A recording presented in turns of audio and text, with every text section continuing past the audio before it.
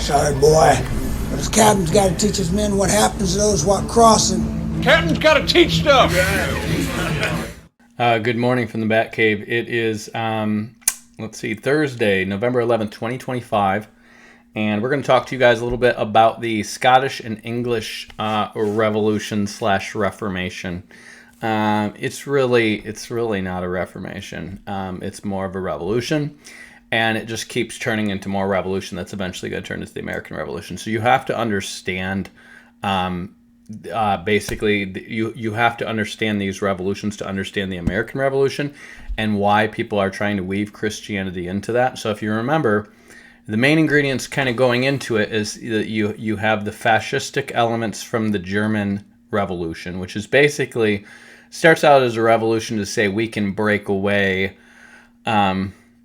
we can break away to from actually obeying the king without actually breaking away from calling ourselves his subjects. So we're going to say we're not revolting against our king. We're just not obeying him because he's wrong. So that's kind of like the beginning of your states' rights in the Confederacy, if you will. And that those ideas never really died in America. The South just lost the Civil War, and the Federalists essentially won. And the Federalists and Anti-Federalists were contending for how America's going to be governed from the very beginning. So you want to remember, it wasn't just a bunch of guys who got together and agreed. It was a bunch of guys who got sucked into a revolution started by a bunch of Calvinists and Freemasons. And afterwards, they had to decide how they're going to govern, and that's what they did. So we're going to go back to these Calvinists and Freemasons where they started. And if you remember, so you've got the mercenary element that comes from Geneva. You've got the business element. You kind of the joint stock corporation and the just the whole idea of a political revolution that is just kind of based on might makes right. That's kind of coming out of the Swiss Reformation and the Dutch Reformation. But again, these are revolutions. They're not really reformations. They're always violent. They're never not violent. And it's not necessarily the Catholics who are starting it. It's important to know that. Not that the Catholics are not wrong. Not that the Catholics are not burning people on the stake and stuff like that. But you got to remember, these guys see themselves as heirs before God and protectors of his church. And the Roman Catholic Church is that church. The whole basis for the European monarchy is based on them being deputized by the Pope to defend the state religion of Rome, which is the Catholic Church. Okay? And so they get their jurisdiction, that's why they call it the Holy Roman Empire, for basically being the deputies of the Pope to defend the church of the Roman Empire. The Eastern Roman Empire falls, and the Pope maintains the title of the Pontifex Maximus in order to justify that he's still deputizing kings, because what he is basically declaring by declaring himself the Pontifex Maximus is that Rome is not gone. Even though the Roman Empire is gone, the monarchy that ruled the Roman Empire is gone in Byzantium, he still remains as the Pontifex Maximus, which is the high priest of the state religion of Rome. And as long as he can keep deputizing essentially kings and monarchs to basically maintain the church, and that's what they're there for, then the Roman Empire has not died. It just lost its emperor, basically. So he's almost sitting in as kind of a steward to the Roman emperor, because the Roman emperor was the Pontifex Maximus before Constantinople fell, and then the Pope started picking up that term. So they're almost acting as stewards of the Roman Empire. So on that basis, these guys believe everything they do is morally justified. They believe everything they do is necessary. They believe they are the outworking of the kingdom of God on earth. Okay? And these beliefs have been upheld since the days of Augustine. This is the whole point of his City of God. And none of the Protestants are against these ideas. What they're arguing, and arbitrarily so, is that you're just wrong, though. And they start with something obvious like, indulgences. That's kind of like the tip of the iceberg on what's wrong. But they eventually start rolling back towards other things that they find wrong too, which is different Protestant churches are going to have different degrees of how wrong they are. And they're not about to go back to believers' baptism. Screw that. They're not about to go back to a separation of church and state. Screw that. They're reforming to when they saw the Roman Catholic Christendom institution as being proper, basically. And what they do is they're rolling that back essentially to Chalcedon, because they're upholding the authority of the Roman ecumenical councils, and that's the only thing that makes them ecumenical councils. It's not because they have universal jurisdiction in the church, it's because they have universal jurisdiction in the Roman Empire. And the churches know that. None of them have universal participation. They always have people who are closer to the emperors and stuff like that pulling the strings. And they always have people who are in inner circles of people who are trying to advance their own agenda, namely the increased institutional power of the church and the Roman state, that are really the guys who come out on top. And then ends up being the Pope, because the other popes, again, the Pope of Byzantium and the Pope of Alexandria, who are the main two who are vying for power as well, they get taken out by the Muslims. First Alexandria, and then eventually Constantinople. Okay, but you have the Great Schism, and some of the last stuff they agreed on ecumenically had to do with idol worship. It made veneration of idols, basically bowing before idols. They came up with all these rules that you bowing down to a graven image of Mary is not idolatry, even though that's specifically called idolatry in the Bible. So they changed the Bible. They changed the Ten Commandments. And then they say, well, it's only worship. This is what they say. It's only worship if you offer up a sacrifice to it. That's the arbitrary distinction they come up with to say that bowing down to a statue of Mary is not worship, because you're not offering up a sacrifice. Of course, Catholics still do this stuff. And this is why they offer up, food on the graves of all these Catholic saints, or Catholic saints and their dead relatives.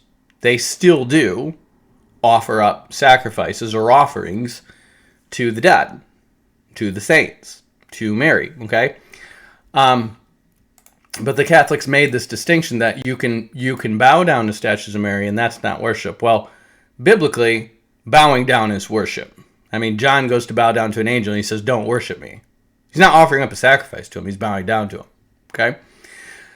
So these guys are like, well, screw the Bible. Nobody's reading the Bible. We'll just put it in Latin so nobody can read it, and then we'll just come up with the rules, and we'll call this stuff canon law. And so they're pushing this crap forever. And, the Protestants are like, yeah, the ecumenical councils are kind of an authority. They're treating them like an authority. Luther's not so much. Luther's just basically like, I'm the authority. But the Calvinists really want to justify themselves because they have a bigger plan to take over Catholicism. See, they don't see themselves as having left and started another church. Neither do the Lutherans per se. They see them as protesting. They see them as, we're holding these churches, just like these Lutheran lords are holding the lands, and they're saying we're still subjects to the emperor. We're just not obeying him. And they're saying we're still part of the Catholic Church. We're just not obeying its ecclesiastical authority. And the Presbyterians are going to be the ones to actually reform how that ecclesiastical authority runs. And they're going to get their ideas from John Calvin, but these are basically these ideas of, what makes a pastor, how should a church be governed, who's in charge. John Wesley is basically, or not John Wesley, I'm sorry, John Calvin is going to say that all the offices have ceased except for pastor and deacon. So there's no more evangelists. See, they see the church as a political institution. They always have. I need you to hear this. Your Calvinists and your Lutherans and your Catholics have always seen the church as a political institution. Okay? This is creeping into America and taking over, mostly led by Presbyterians. But the point is they never saw a distinction between church and state.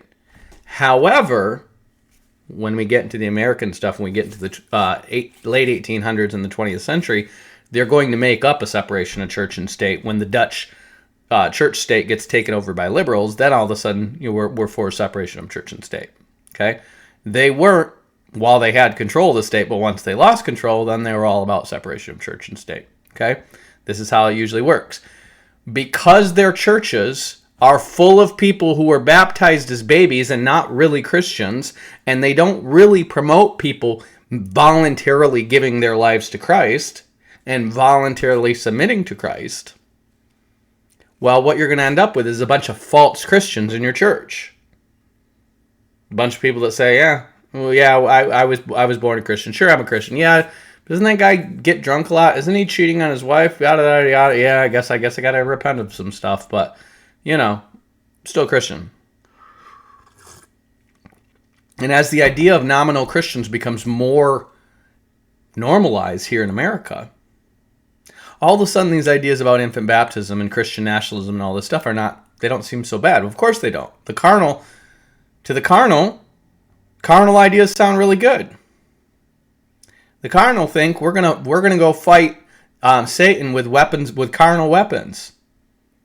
Our weapons are not carnal, they're mighty to the demolition of strongholds. They're preaching the truth against unrighteousness, and so we're disarming Satan to do anything but persecute us, which he's going to do, and he can kill us, but we win. Instead, we're going to say, no. We're going to take all the people who are influenced by Satan and kill them. And then we're going to have nice Christian principles ruling over everything. And this is just conservatism. This is not Christianity. This is not Christian anything. It doesn't matter if they engage in the exact same behaviors as a Christian. Remember, the Jews who killed Jesus engaged in those behaviors. That's why Jesus said, do what the Pharisees tell you to do, but not with their heart. They were behaving in the Christian way, if you will, for back then, but their heart was not belonging to God. So the whole point of tares among the wheats and seeds that were sown on stony ground and thorny ground, eventually you're going to realize these guys were never saved, because they're going to do things like when persecution comes, they quickly fall away. Like they started doing when they started infant baptizing people. When persecution comes for the sake of the word, they quickly fall away. That's why all these people, when they started doing infant baptism, as soon as the Rome said, hey, we're going to persecute you and we're going to take your property or maybe kill you, unless you give a pinch of offering to Caesar, these Christians lined up to give a pinch of offering of incense offered to Caesar. They worshipped Caesar in order not to be persecuted. Or some of their bishops just ran and hid and then told the other people to stand and die. You had a bunch of frauds. Why? Because these people were entering in the church on philosophical premises or on social acceptability premises, or because their parents baptized them as a baby, rather than coming to Christ on the basis of their conviction of sin and their need for salvation into eternal life. See, when it's about you needing eternal life or going to hell, it stops being so important what happens to you in this world in the meantime. Not going to hell trumps that. And that's what Jesus is talking about. It's better to go to heaven maimed than go to hell whole. All right? He's telling you, don't love your life.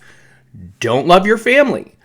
Don't love your wife. Don't love anything of your flesh. Don't love anything of this world. Be prepared to lose it all, because what you're trading it for is eternal life. And those people who are unwilling to trade it, they're going to get eternal damnation. That's the whole point. This world is corrupt. Your family's corrupt. The government's corrupt. It's all corrupt. It's all got to burn. It's all going to burn. But the Presbyterians don't believe that. They allegorize the fire as fire of purifying reform. It's symbolically changing the world through trial. Kind of like how we're being refined through trial. No. It's not what Peter said. He says the elements are going to melt with a fervent heat. This earth is going to be dissolved. We're looking for a new heavens and a new earth. They say, yeah, that's just symbolic of for when we finally finish and take over the world. You find these guys will always say the loud part quiet and the quiet part loud. That's why I sat in cemetery for not even 4 months under a couple Presbyterians, and I'm listening to these guys, and I'm like, they literally believe nothing the Bible says.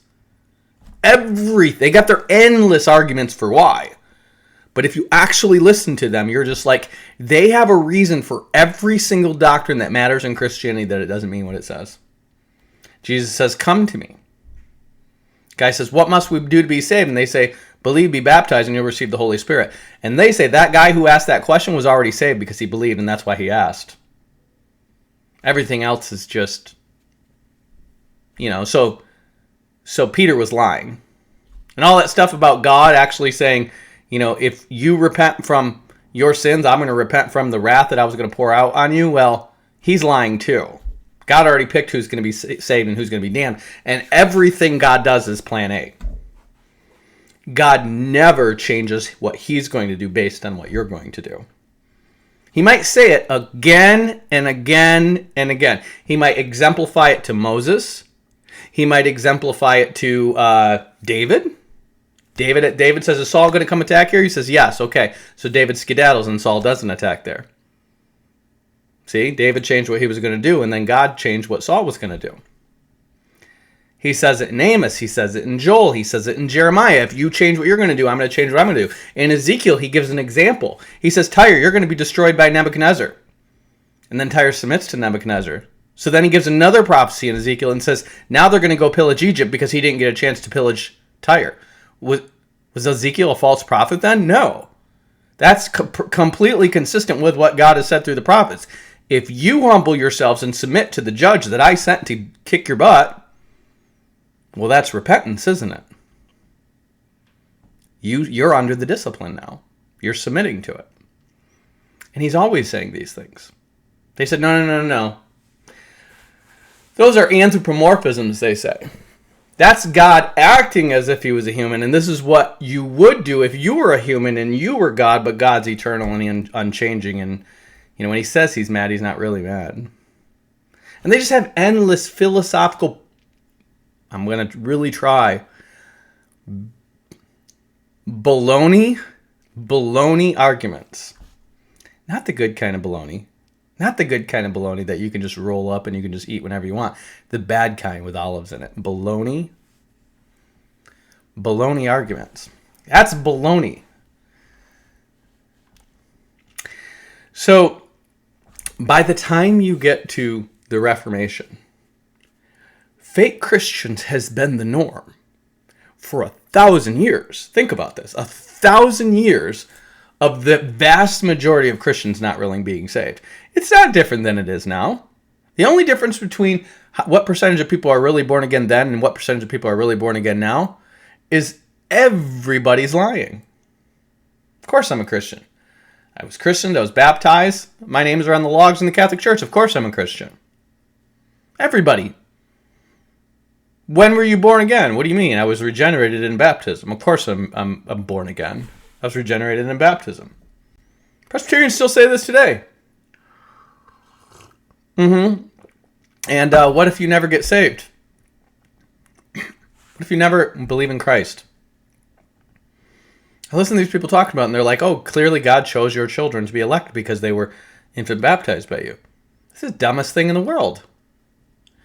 Go take a log of all the people who have been infant baptized, and you tell me how many of them are serving Christ right now. Not very many. In fact, many an evil person had been baptized as an infant throughout history. Evil. And that's what it's going to get to when we get to the Reformation.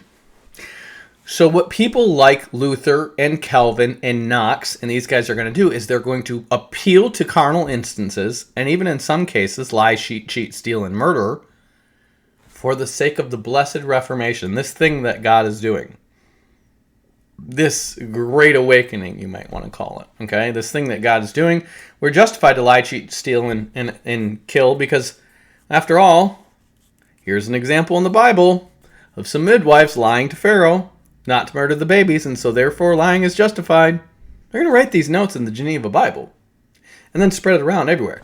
And Geneva is going to be the main place people go to get their heads stuffed up with Protestantism and a lot of stuff that kind of like sounds really like convenient if you want to overthrow your king or just rebel against him and have a breakaway state. So the Dutch basically formed Chaz over there in the Netherlands, and it's basically like Chaz today. That's why they're full of drugs and prostitution and stuff like that. It's Chaz. It's just a rebel state. They know how to make money. They're no different than Silicon Valley. And the Swiss are going to have a colony of mercenaries, and those mercenaries are going to go other places and help fight the Reformation because they get paid to fight.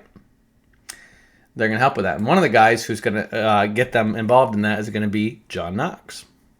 But before we get to John Knox and the Presbyterians, we have to get to Henry VIII, I Am. Now, if you guys remember, the Tudor monarchy, Henry Tudor, stems all the way back from the monarchy of the Normans that conquer England. And these guys are going to go back and forth. They're going to be married among the French, mostly, somewhat among the Spanish, but mostly among the French, the Scottish, the English, and the Normans, okay? And by the time you get to Henry VIII, notice he's 1491 to 1547 is his tenure. Actually, it says 1509. 1491, I guess, is his birthday. So 1509, he's going to be about 18 years old when he starts to reign. He's going to reign for 38 years, and he is going to be a whore. That's his whole thing, okay? He's going to go down in history as the leader of the English Reformation, and his descendants are going to be the defenders of the Anglican Church. But he's a whore, which is why you're going to have cheating and child sex scandals and all kinds of scams all the way down his line. He is a whore. That's his whole problem. He's just an adultering whore. So we're going to walk through his whoredom for a little bit. Henry is going to be the king. He's going to be married to Catherine of Aragon. She is, I believe, the aunt of King Charles V, who is the king of the Holy Roman Empire. That's a pretty big deal. They've actually, from the days of Prince John in the signing of the Magna Carta, have sworn fealty. Remember, they came in as Normans, okay? They were essentially made nobles, not crowned kings, but made nobles by the Franks. And then from there, they're going to go take over England, and they become kings of England, okay? And so they're not under the authority of England's different. They're not under the authority of the popes.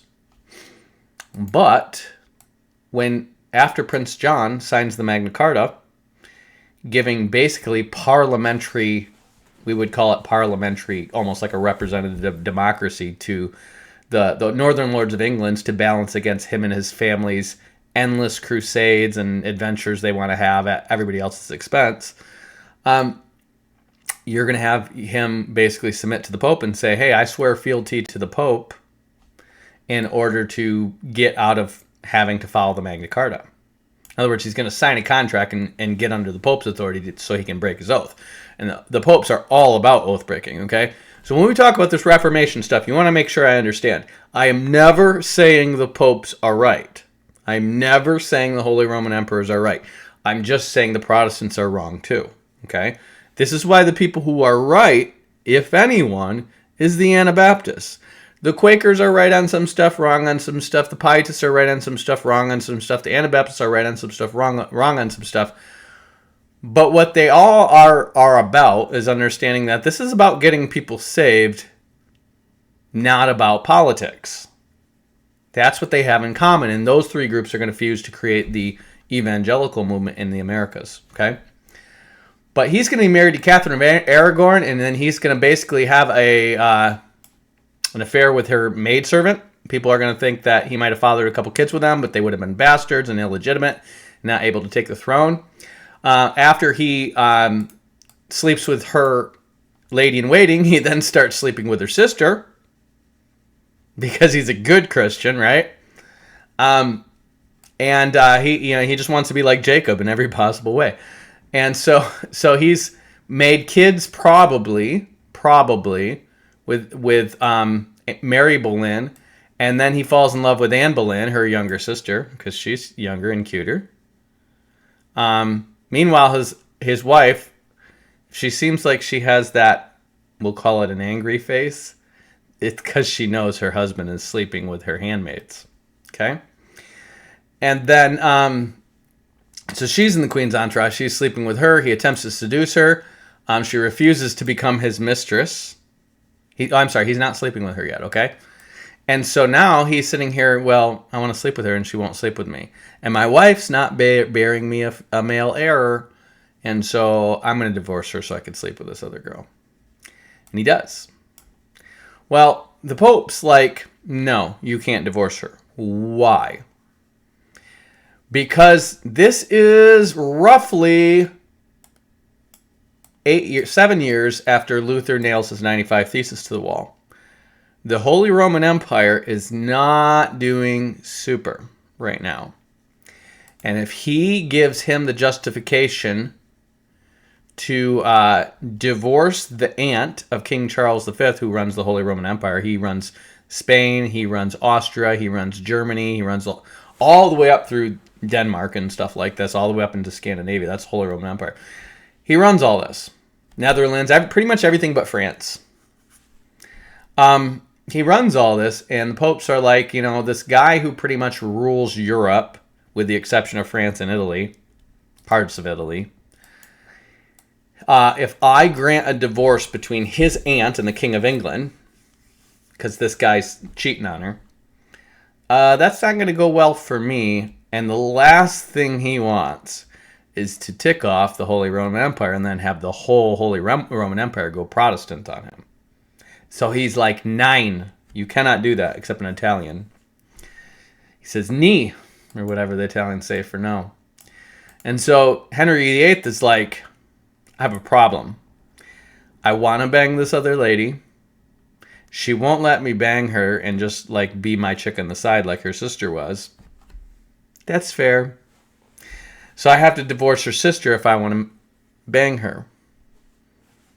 I have to actually make her a legitimate wife. But we don't do this. Multiple wives thing because we're not Mormons. But Luther's going to suggest that he can. See, this thing is like a well-known. It's described as the king's great matter, right? The king has this dilemma, and it's talked about in the court, and it's gossiped about all over Europe. Okay. And Luther, without being solicited for his advice on anything, is going to write to the king and be like, actually, under Old Testament law, you could have multiple wives, dude. Luther's just going to be like, I'm just making this up as I go, man. I don't understand the New Covenant. I don't understand the Old Covenant. Like, 4 of these books of the Bible, the New Testament, I don't understand at all. But I know what the truth is. And if I know anything, it's that I'm right. Because I'm German, because I'm right, because I'm German.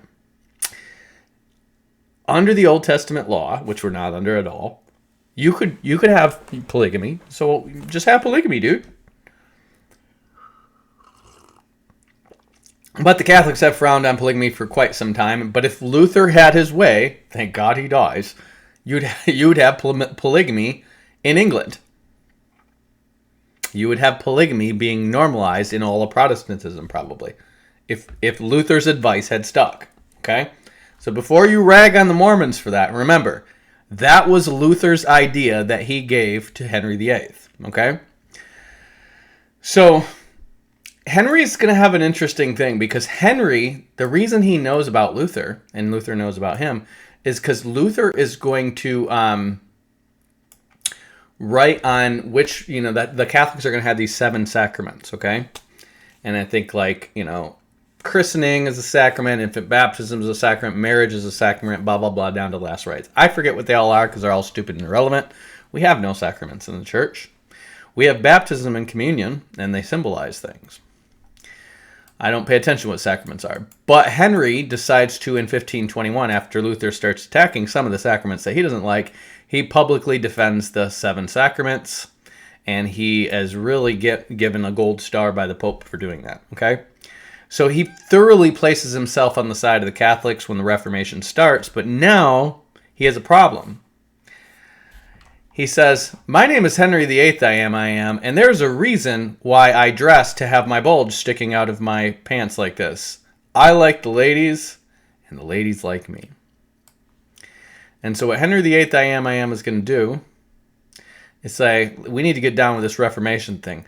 I've had a change of heart about the Reformation. You mean your dong has had a change of heart about what lady you're with? Tomato, tomato, dude.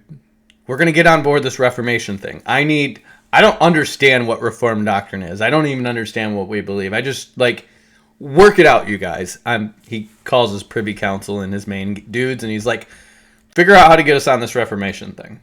Why? The Pope won't give me an annulment, and if I am going to get with this girl, Anne Boleyn, and she is fine, she is a tenor, I need to get on board this Reformation thing. This seems to be the best way out, except for polygamy, which seemed like a solid idea from Luther, but I don't feel like the public's ready for that. This is the hot mama he wants to marry. Anne Boleyn. That B is for Boleyn. Yee. She's the original gangster with a chain on the neck with her big gold, nameplate. And he decides to join the Reformation. So he's got these dudes. Thomas Cromwell is one of them. I think he was a former mercenary, but he might have been like a chaplain to mercenaries or something. Politician. He's from a rich family. And then this other guy, Thomas Cranmer, who's the Archbishop of Canterbury. But the Archbishop of Canterbury kind of answers to the king. These guys are often political appointees when you get to that point. And then he's got another guy named Thomas More. So the three Toms. Okay. Thomas More is famous for writing the book Utopia. If you ever have a chance to read it, it's kind of almost like a Plato's Republic style of book. But Thomas More is going to say, I'm not going to. He wants Thomas More to be like, he is a clergyman. He wants you to get on board with this divorce. I think he's actually going to accuse his wife of infidelity or something like that. He's going to try to get these guys to just screw over this woman because she's not bearing him a male heir. Supposedly that's the reason. But the reason is because he wants to bang Anne Boleyn. Okay? So Thomas More's just like, no, I fear God more than the king, and he's going to get killed for it. It's number one. Thomas Cranmer and Thomas Cromwell are going to pick up what he's laying down. We don't like this off of their head stuff. So Thomas Cranmer is who is the theologian. He is the Archbishop of Canterbury. He's going to start coming up. I'm going to start working some Reformation magic for you. Come up with some biblical reasons for you wanting to basically be a whore. Thomas Cromwell, well, he's just like, he's all about this. He's like, I'll help you out here. First of all, we need to get rid of these monasteries. In fact, we're going to pillage these monasteries and give you all their money. Because these monasteries they have lands and holdings and a bunch of guys who've taken oaths of poverty, so they've saved up quite a bit of money over the years. And between buggering lads and writing stuff down, well, they're not spending a lot of money, which means we can sack these monasteries and take their monies. And he starts doing that all over England. Well, that's a problem because Anne Boleyn, remember, they're all Catholics. And Anne Boleyn is not liking this sacking the monasteries and taking all their money thing. Of course, this is what Cranmer does as part of the Reformation. Cromwell does. Cranmer is going to come up with some justification about how the Queen's not bearing him a child and the marriage was not legitimate because it was his brother's widow. He's going to pull some rabbit out of his hat out of Leviticus to say, look, you're not supposed to marry your brother's widow. Actually, no, the Bible says if your brother dies, you're supposed to raise up seed to him. So yes, actually you are supposed to marry your brother's widow in the Old Testament. But he's going to come up with some reason about, almost like it's incest, or it's like sleeping with your brother's wife to marry his widow. Okay? Now, Catherine of Aragorn was married to his brother, but they never consummated the marriage. These people will get married when they're kids, and then they don't consummate the marriage until they're old enough. I don't know exactly what happened with him, but he died before they consummated the marriage. So she was technically his brother's widow, but he had never slept with her.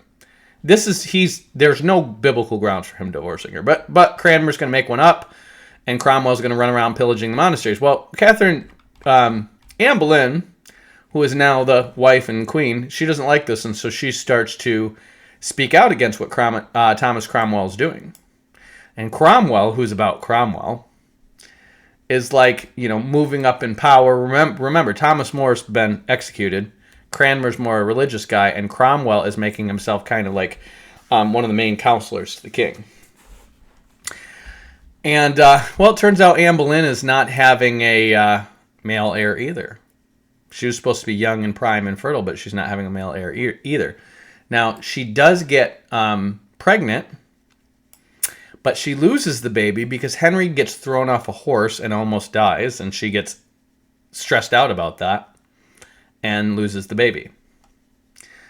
And so now it's all her fault. And so what they're going to do is Cromwell is going to orchestrate against her. Because remember, she's speaking about it out against Cromwell, who is sacking the monasteries. And he's going to declare his marriage to Anne Boleyn was Cromwell and Cranmer are going to declare his marriage to Anne legitimate.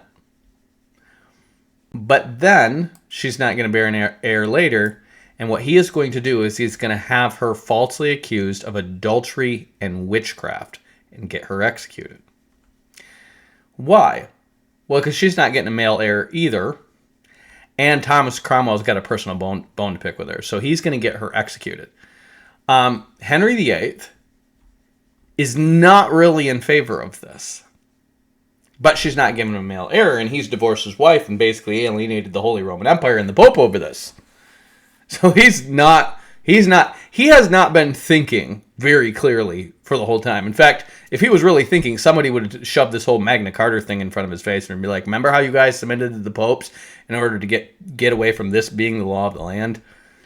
You might want to think about the ramifications if you now break faith with the Pope. You might want to think for the ramifications on your people. Because I have a feeling, maybe not today, maybe not tomorrow, but let's say, 100 years from now, it's going to come back to bite you. He's like, no, he's thinking with his dong. He wants this woman, and then he doesn't. She doesn't give him a male heir. So Cranmer's like, we need to get rid of this woman anyways. We need to get you a new wife. I'll get you a new wife. You're going to have your choice of the ladies. It's going to be like King Cyrus of Persia. It's going to be great. All the choice virgins. And he gets this woman executed. And after that, he's like,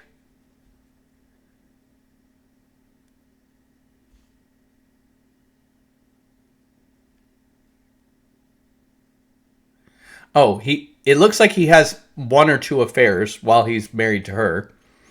So he's already had like 4 affairs that we know of that we're married to. While he's married, I mean.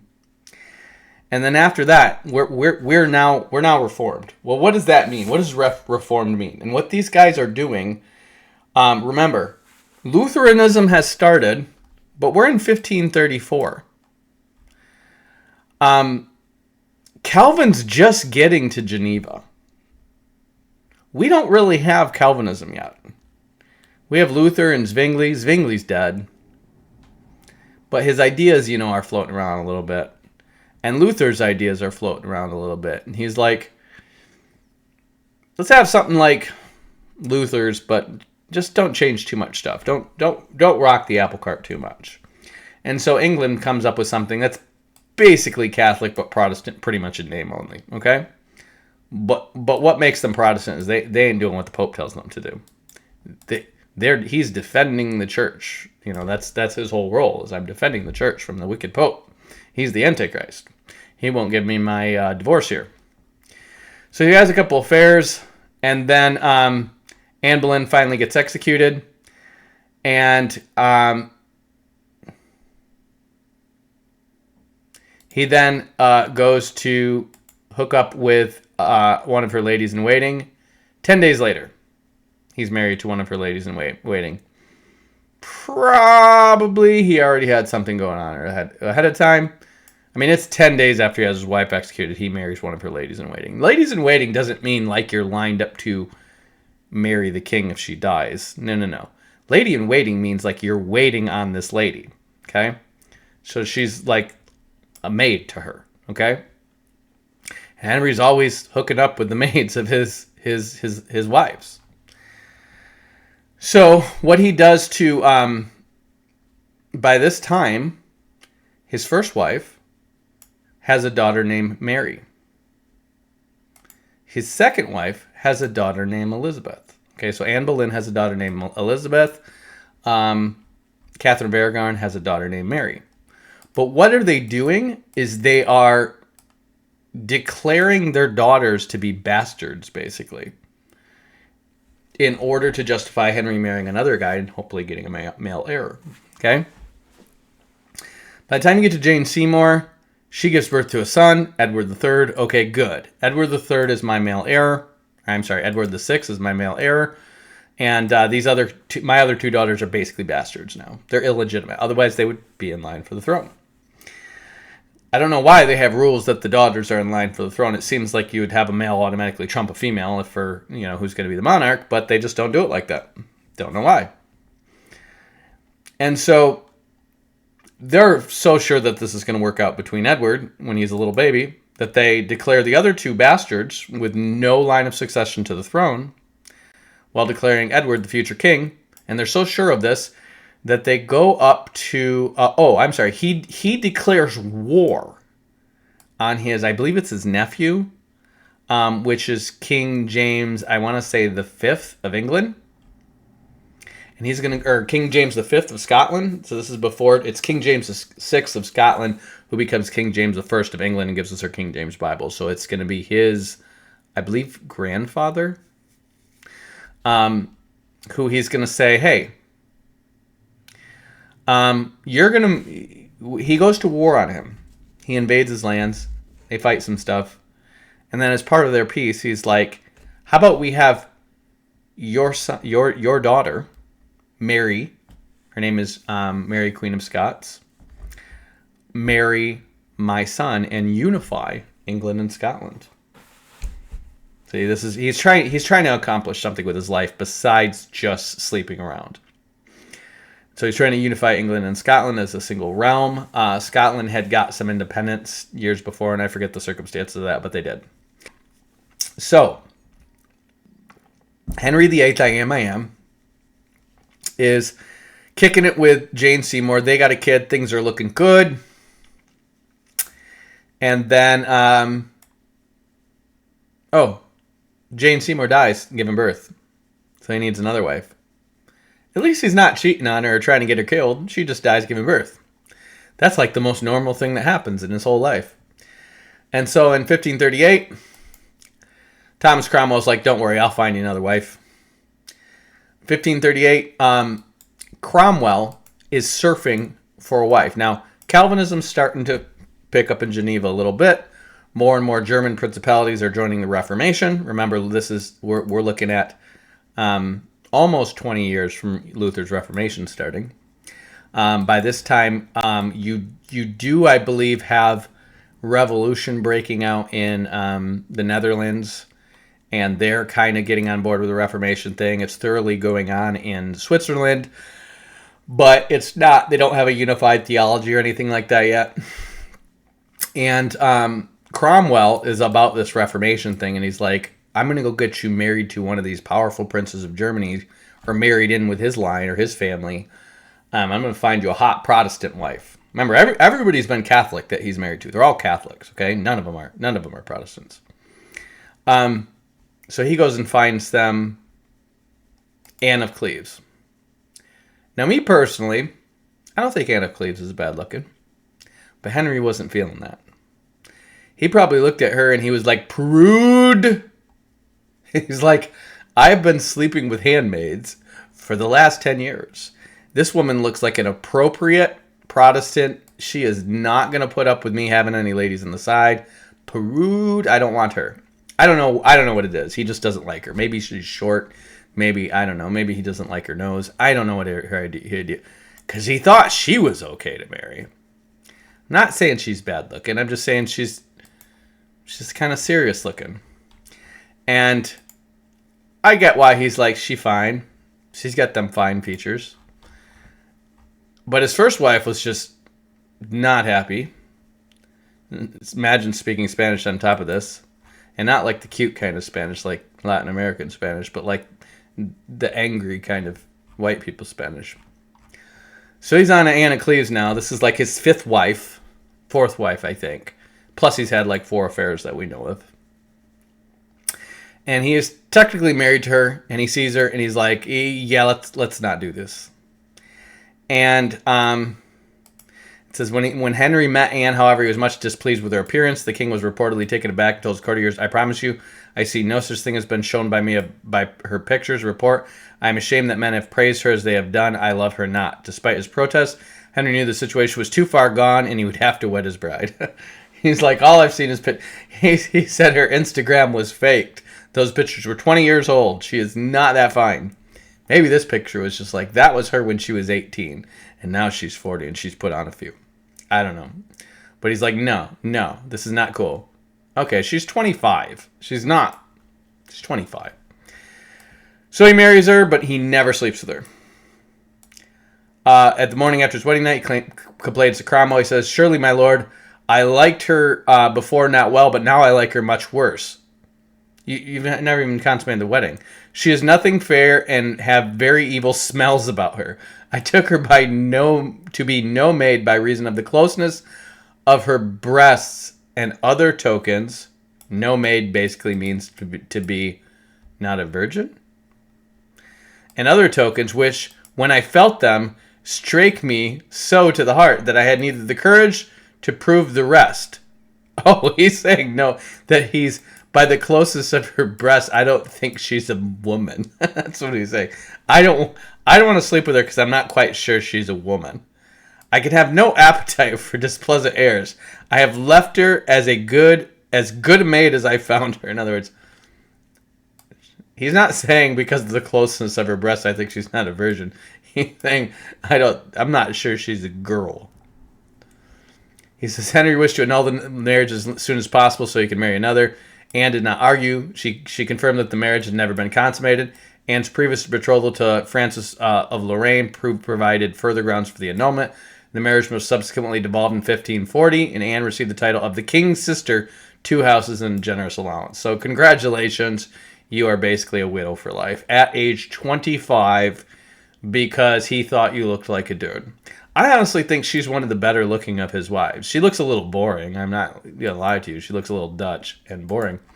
But I don't think she's bad looking. So then he's just like, what I need is a woman with a large forehead and modest features. So then he marries Catherine Howard. And wow, that's her at 17? My goodness. The Duke of Norfolk's niece. And this is worried Cromwell. Why? Because I have been fishing up his women for some time, and I got his favorite and best looking wife killed. And he's probably sick of me at this point. And when he's sick of you, it's off with your head. And so it says, shortly after, the religious reformers and proteges of Cromwell, Robert Barnes, William Jerome, and Thomas Garrett, were burned as heretics. Cromwell, meanwhile, fell out of favor, although it is unclear exactly why. There is little evidence for differences in domestic foreign policy. What people believe is the reason why Cromwell fell out of favor with him is because Cromwell talked him into having his main wife, the first wife that he leaves his arranged, because let's face it, his first marriage was arranged probably by his parents, okay? It's a political marriage. His second marriage, though, is actually a woman he's in love with. He's a scoundrel. He's a cheat. Don't get me wrong. But he's actually very infatuated with this woman. This woman actually does get pregnant, but loses the baby because she was worried about him. She wasn't doing anything wrong. The only thing she did is complain what Cromwell was doing about tearing down the monasteries, murdering monks, and stealing their stuff. Okay? She didn't like that because she was a good Catholic. Remember, we haven't really reformed yet. They're kind of in process. We're kind of like somewhat reformed. And so they're trying to figure out what they're going to believe, and this is all in process. And he's like, well, let's go get another one. So he has this woman, and let's see, says that he gets some trumped up charges by the political rivals of Cromwell, and he just believes them. He's like, yep, kill that dude. And then he admits afterwards that he probably was too quick to believe the political attacks against him because he regretted Cromwell talking him into murdering his beautiful wife that he left his first wife for. Okay? I mean, let's face it, he murdered his wife. Okay? These other women, one died of old age, this one he doesn't want her, his first wife he wants it annulled. But the one wife he loves, he has her murdered on false charges of witchcraft. Okay? So, on the day that he's executed, he marries Catherine Howard. She's the first cousin of Lady Waiting to Anne Boleyn, so another one of Anne Boleyn's ladies in waiting he's married to. And unfortunately, she has an affair. And then she apparently had an affair with another guy prior to marriage. So this girl, who's only, I think she's like 17, she's already been with a couple dudes, and then she cheats on him. And then it says the Privy Council was informed of her affair with Durham while Henry was away. Thomas Cranmer was dispatched to investigate and brought the evidence of Queen Catherine's previous affair with Durham's to the king's notice, and Henry originally refused to believe the allegations. He's like, I'm not going to get another one of my wives killed. Now just think how fast this is. This is 1540, okay? When he first wants the first wife to be put away, it's 1520, okay? It's been 20 years. But he's like, his second wife, he's married to her from 1534. It takes him a while to get this first wife gotten rid of. He has to reform everything. But his first wife, he has her killed like 4 years after marrying her. Then the next wife, well, she gives birth in the next year, but she dies. So he's got one executed, one dies of old age. Then the next one he gets, he's married, and 3 years later, and she dies. I'm sure he's having affairs in the meantime, which is probably why he marries a 17-year-old. I don't doubt that he might have done something with her too. And then she's cheating on him. So we're going to have her beheaded too. This is 2 wives we've had killed now. Why? She's cheating on him. You cheat on every woman you touch. Yeah, but that girl's a hoe. She was consulting with the devil and stuff. Henry married, then in 1543, he's going to marry to his last wife. It says the wealthy widow, Catherine Parr, a reformer at heart. She argued with Henry over religion. Henry remained committed to an idiosyncratic mixture of Catholicism and Protestantism. The reactionary movement that gained him ground after Cromwell's fall neither eliminated the Protestant streak nor been overcome by it. Remember, he's not really a Protestant at heart. This was just all about getting rid of his first wife. So now he's got Catherine Parr, who is a true reformer, is going to be his final wife. It says Parr helped reconcile Henry with his daughters Mary and Elizabeth. In 1543, the Third Succession Act put them back into the succession after Edward. So he has them unshunned, undeclared bastards, the children from his first 2 wives. And then it says the same act allowed Henry to determine further succession of the throne in his will. Okay, in other words, we're changing all the traditional rules. That we just had a law put forward that changes the rule, this part with Parliament's help, to rearrange how succession is done, so we don't have to be stuck with this, hey, I got to go get another wife because she's not having a male heir thing. You can just eventually get a male heir. And like I said, by 1540 they've destroyed most of the monasteries in the land.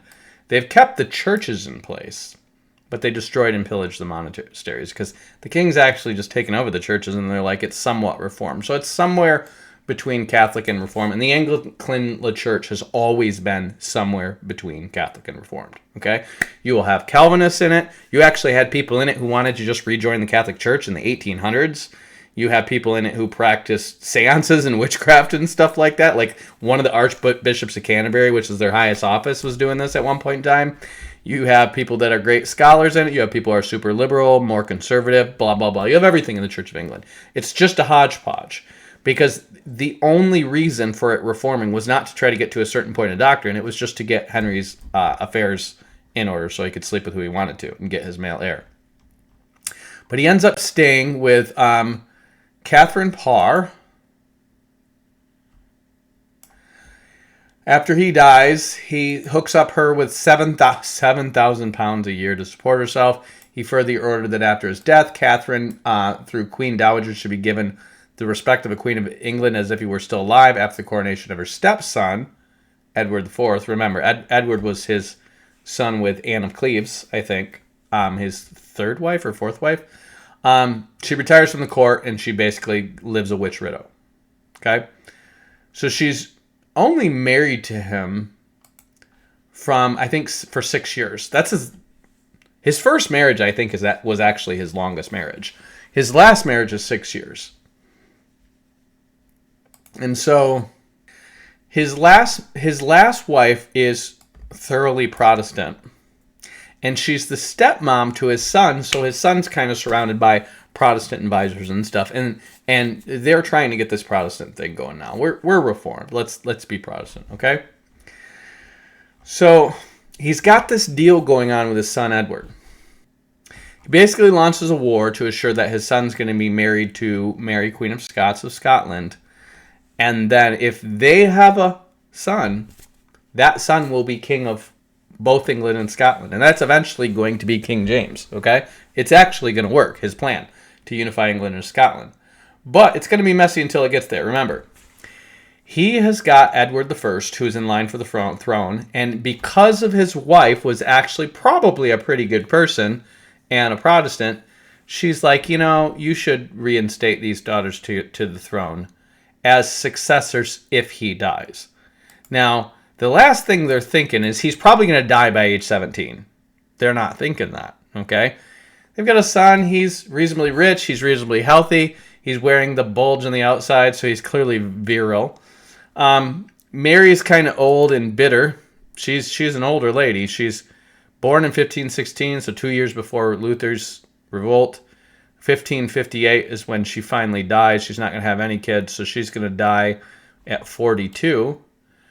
She's never great looking. She's kind of balding. She is the daughter, I believe, of Catherine of Aragon. Yep, Catalina de Aragon. Not a great looking lady, but she's next in line for the throne if Edward dies. And then after him, Queen Elizabeth. She's next in line for the throne. Okay. Who this is the daughter. This is his love child with Anne Boleyn. Okay. But they're expecting Edward to take the throne. He's going to marry Queen of Scots. They're going to have a baby, and that baby is going to securely put England in charge of England and Scotland. That's the plan. It doesn't work out like that, though. The drama is going to continue, okay? So Edward, he is going to mess around. Remember, he's 17 when he dies, so he's a kid this whole time. His mom is older, but she's a stepson. And she's eventually going to leave the court. I think when he marries, he is going to be married to Mary, Queen of Scots. But I don't think they ever consummate the marriage. And by the time he's 17, he gets sick and dies. Oh yeah, they call it the rough wing because he basically invades Scotland to get him betrothed to this girl. So Thomas Seymour's plan to marry him off to Lady Jane Grey, the 13-year-old king, was betrothed to 5-year-old Elizabeth of Valois, daughter of Henry of France, and Catherine de Medici. The marriage alliance was negotiated in secrecy through Pope Julius, became aware of the plan and threatened to excommunicate both Henry and Elizabeth if the marriage went forward. So basically they're like, we've got you hooked up to marry a they wanted him to marry a Protestant instead of a Catholic because Mary Queen of Scots was raised Catholic. But he's going to die before the marriage is consummated. And so because he dies, Mary Queen of Scots is going to marry she's actually going to go through a bunch of stuff, but she's going to try to marry she's a little kid at the time, remember, but she's going to go through a series of attempts at marrying who she wants or marrying someone Catholic, and in the whole time this Mary of Guise, who is basically her mother, it might even be her stepmother, who's French and Catholic, she is going to basically steward them, and she's going to bring French troops to Scotland to make sure that the Protestant Reformation doesn't revolt and take over Scotland, because we're going to have problems with John Knox, okay? So remember what time this is by the time we get this. Notice we're in the 1550s, okay? Now we got to jump back over to John Knox, but before we do that, we're going to talk to you a little bit about Scottish Freemasonry, okay? Now, Scottish Freemasonry, it is in England and Scotland. For those of you who want to say the Freemasons go back to the Danites, we don't really have hard evidence of this. We do have evidence that the original Freemason documents traces their geometry back to Euclid's geometry in Greece. That's their oldest document that we know of. So the oldest proof of an existence of a formalized Freemason lodge with rules and common beliefs is going to be found in 1390. So 1390, this is important. The Knights Templar get chased out of, executed and all this stuff and go to Scotland, apparently, or some of them do, around the 1215s, I think, 1212 to 1215 era. So 1390 is a long ways away. We're talking 170 years. So there are no secret Knights Templar that became the Freemasons. It's just a huge stretch. Now, could there be actual Masons? I mean, we're talking about castle builders and stuff like this that maybe they joined and maybe they became a part of. Sure. But what we don't have is strong evidence that they created the Order of the Freemasons or that the Danites created the Order of the Freemasons. We have the Freemasons paying homage to the Danites, and we potentially have Danites who are mixed in with the Normans and the Celts and people like that. So there might be some ethnic connection there. Tuatha De Danann and the Danes and stuff like that, because the Danes produced the Normans, Tuatha De Dananns produced the Druids, and the Greeks are Danites too. So we probably have Danite stuff in here, but it's more circumstantial than it is actual a secret cabal of Danites that are keeping this thing going, and we definitely can't demonstrate that the Freemasons are an offshoot of the Knights Templar. There's just no evidence of that. The closest thing we have is a document that the Freemasons existed as a lodge and an order with some formality to it 170 years after the Knights Templar. That's a long time. Okay? So, that is the Regis poem. That's the oldest manuscript. Again, that's 1390. After the Regis poem, the next thing we have from them is the 1450. It's known as the Cook manuscript. And it's kind of like the Regis poem is a poem. So the idea that they have these beliefs and there might be some secret, and they did have secret handshakes and stuff like this, these had to do with trade secrets. Remember, guilds with trade secrets and guilds that worship certain gods and stuff like that were known. But according to the Regis poem, there's nothing unchristian about the Freemasons. They're basically a Catholic trade order because they're main line of business is building cathedrals for the Catholics and temples for the Crusader Knights, which are Catholic. So they're Catholic. They're not going to try to be like a secret order of people who are secretly promoting some other occult stuff. Now, that being said, among the monastic orders, we always had threads of mysticism, philosophy, and the occult holdover stuff from the pre-Christian world that had been kept and transmitted by them. However, I just read this whole thing today. I can thoroughly tell you that that is not in Masonry. In fact, I would say that Masonry bears all the signs of being formulated by uneducated construction workers, because that's what Masons are, who don't read the Bible, don't know it that well. They know some Bible stories, but they clearly don't read it, nor do they have a good grasp on history. Okay, because here's what this is going to claim. In this document, remember this is 1450. This is their second oldest document. It is going to claim that they call them the seven sacred sciences, which is basically like geometry, grammar, rhetoric, and dialectics. So that's the ability to read and write and speak. Rhetoric is the ability to speak persuasively, and dialectics is the ability to discern fact from fiction through questioning and things like that. Okay, that's dialectics. And then after that you have music, and then after that you have geometry, astronomy, and there's one other one. Geometry, astronomy. I don't remember what these are. Oh, the seven sciences. So grammar, rhetoric, dialectics, arithmetic, so that's math, geometry, and music. And the seventh is astronomy, okay? So these are the seven sacred sciences, okay? Now here's what we know about the seven sacred sciences. I've researched them. These start with Plato's Timaeus, and he lists four of them. Then I think you're going to have a couple of them added by Aristotle, because Aristotle's going to get more technical about the differences between logic, rhetoric, and sophistry. Plato is also going to do that, so rhetoric and sophistry are considered similar but two different things. Persuasive speaking or rhetoric is what it is, can become sophistry, but there's overlap, okay? Grammar is just speaking the words properly in their proper meanings, reading, writing, and speaking.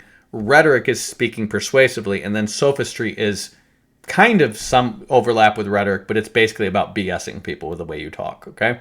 And dialectics is about proving the difference, okay?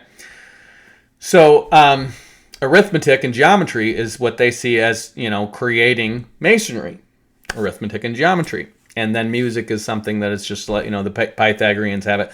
But these 7 sciences don't come formalized as a sevenfold science. You have lists with the Romans that might be up to 9, but it's really around the time of Augustine. It's kind of early 5th century, so Augustine would just be getting going around this time. And it's a guy from Carthage who actually lists the 7 sciences, which we know Augustinianism is very popular among the Protestants, okay? So their ideas of these 7 sciences is not, it's kind of a throwback to the Augustinian era, and this stuff would have been kept by various monastic orders too, which means there's nothing super occult about what they have. This is kind of like the basis for the educational system. This is what your royals would be educated in. This would have been very common knowledge among the Catholics, the monks, and the royals, all of whom they're building and constructing for, okay? So they're mostly employed in geometry and mathematics. That's what they're doing for masonry, and then physical labor. But they're working for people who are being taught these seven things. So them picking that up is not super occult. It's not being super attached to history. It's not super beyond the expectations for their era of people who just know people who are educated, okay? And then they have these rules that talk about, how the Masons should govern themselves and who they should take as apprentice and who they shouldn't, and how much they should teach them and how much they shouldn't. But it's literally just talking about the tradecraft, okay? But then they get into this. Now, the first Regis poem has nothing having to do with the Bible in it, okay? It talks about Euclid's geometry basically being based on stealing the geometry from the Egyptians, which it probably was. Euclid was a Platonist. He was educated in Alexandria after Alexander's conquest of Egypt, okay? So he probably did steal Egyptian geometric secrets and turn it into Euclid's geometry, because the Egyptians were pretty much the best architectural builders of the world by that time. The Greeks get better after that, but they don't have anything that comes close to what Egypt's pulling off in terms of architecture, okay? And you have to know geometry to do architecture, and the Egyptians have sacred geometry going on, okay? So that's all the Regis poem says. Well, this is different. This is going to tell you, and Gary Wayne will talk about this stuff because he's basically a Mason. He believes Masonry is true. That and they just butcher the Bible. They're going to basically say that geometry and Masonry was invented by Jabal, the son of this is so ridiculous, the son of Lamech. So Lamech's going to have 3 sons: Jabal, Jubal, and Tubal-Cain. Okay, Tubal-Cain is an artificer in metal and bronze. We know this. Jubal is the one who invents musical instruments, and Jabal, it says his sons dwell in tents and they're herd cattle. They're Bedouins, basically, okay? They're the first people to systematically dwell in tents. Everybody else lived in houses made of sticks and mud. You can build a pretty solid house out of sticks and mud, okay? And these guys were constantly in the business of irrigating, and they could do a lot of stuff with sticks and mud, okay? So these guys dwell in tents, and what they're doing is they're going around the outskirts of human civilization, and they're grazing and dunging the lands. That's very useful. So they're the first ever Bedouins, okay? Well, these guys are going to say, well, what they mean by tents is they mean houses. So they were the architects of building, and they helped Cain build his first city, Enoch, this is just bullcrap. They're just making stuff up. Then they're going to claim that basically the one guy figured out instruments, because remember, one of their sacred sciences is music, by listening to the pounding of the other guy's hammers. They just make that up too. Then they're going to go on and talk about how after the flood, Abraham learned this stuff. And I forget how Abraham learned it. But after Abraham learns it, oh yeah,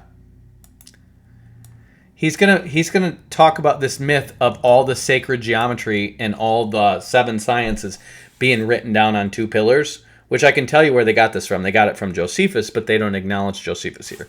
What they're acknowledging is some other history that was written in the Middle Ages that got this from Josephus, the idea of these 2 pillars where all the stuff was written down on, but I can tell you the story is ripped off right from Josephus. And they're going to claim that Pythagoras was the one to discover that stuff. Well, the story in Josephus is literally based on the rediscovery of Egyptian stone carvings and cuneiform tablets.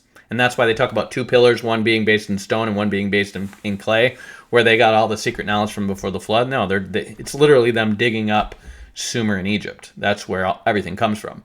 And he's going to claim that Pythagoras is going to be the one who discovered that stuff, which Pythagoras is not till 600 BC, around, I think, like 1800 years after the flood.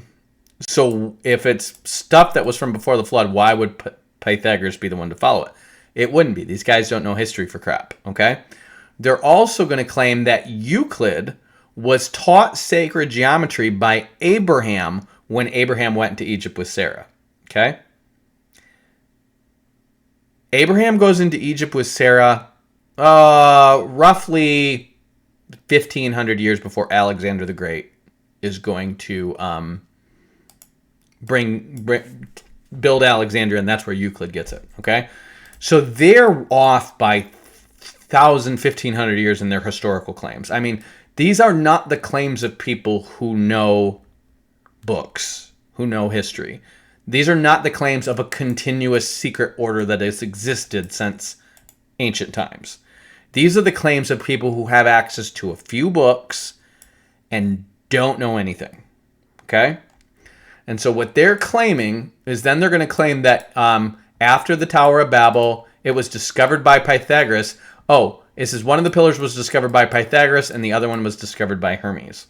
That's probably close because Ham probably discovers one of them, and Hermes is the Greek version of Ham, but he doesn't know this. Now, he knows Noah's got 3 sons, and whoever writes this is going to say that Ham, they don't make the connection between Hermes and Ham, but that Ham begots Nimrod. No, he doesn't. His son Cush does.